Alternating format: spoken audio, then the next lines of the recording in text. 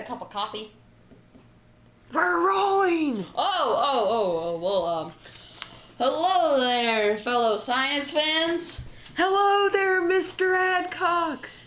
Welcome here to the Carterman the Science Fan show, where today we're going to be investigating whether or not stress has the ability to negatively affect a person's ability to perform a rather simple task. In this case, to correctly find the solution to a series of simple math questions. Sound fun? Yeah! Well, thanks to the help of my resident science fans, I have found that stress can have many effects on your body, mind, and behavior, and we want to test some of these effects here on the show. To, number one, have evidence that they do in fact exist, and number two, see how strong some of these effects are on the mind. Some of these effects on the mind are poor sense of judgment and the inability to concentrate. And what we're going to do here today is have some test subjects come over and take a simple math test, this time with no time limit. And we'll take the results and record them. And then we'll have them come back and take another test, this time with 3/5 their original time, and see how well they do compared to the original. Hopefully this time limit will add a higher level of stress. And our hypothesis is that a person will score lower on the test with a time limit than if they had been given a longer amount of time to do so. The independent variable in the investigation today is the amount of time given to our volunteer test subjects to solve the problems, and the dependent variable is how many questions they get correct with a lower time limit compared to with a higher one. And our control will be that we have them take a test with no time limit. Sound fun? Yes! Well, let's get this thing rolling.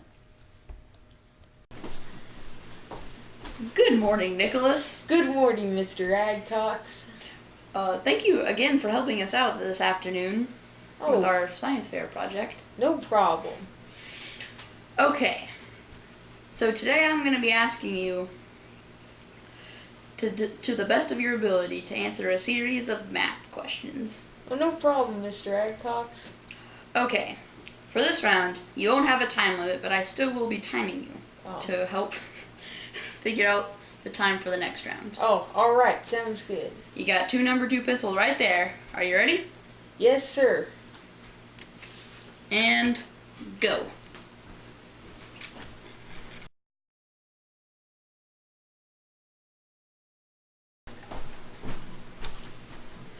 Well, Nick, you made some good time.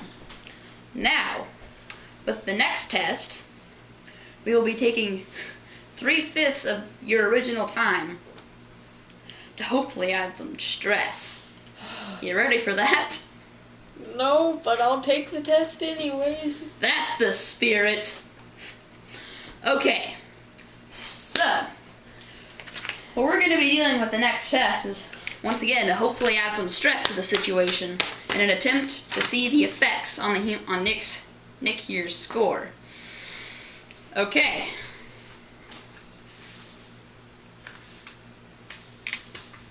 You ready for the next test? I'm not sure, Mr. Adcox, but I'll do it. On your mark, get set, go.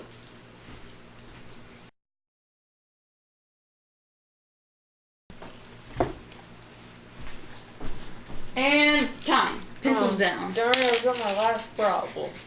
It's okay, Nick. Hopefully with these results, we'll truly figure out the mystery of what stress does to the mind. Oh, I think we've already solved that, Mr. Adcox, but thanks to your grateful attitude, Nick.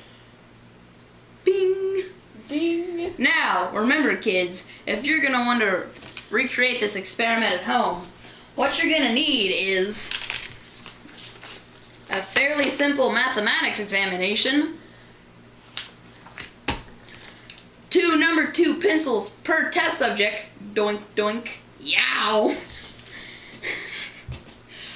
a handy dandy timer, and of course, a wonderful test subject, just like my pal Nick over here. And remember, have fun!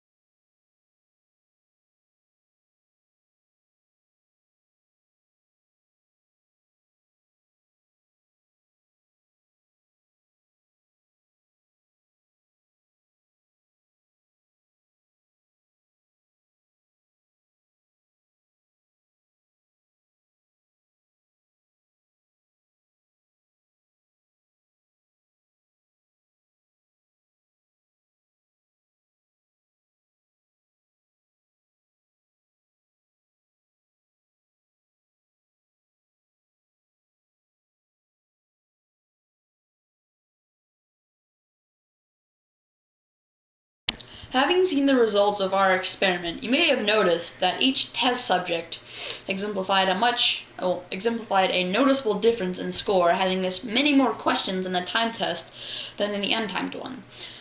And also, my resident scientist and I also noticed that each test subject seemed much more jittery and less concentrated, and also more frustrated in the time test rather than the untimed one, proving some of the other effects on the human mind by stress. Having that said, in conclusion, our results supported our hypothesis, proving that stress can affect a person's ability to perform a simple task. And remember, until next time, stay sciencey.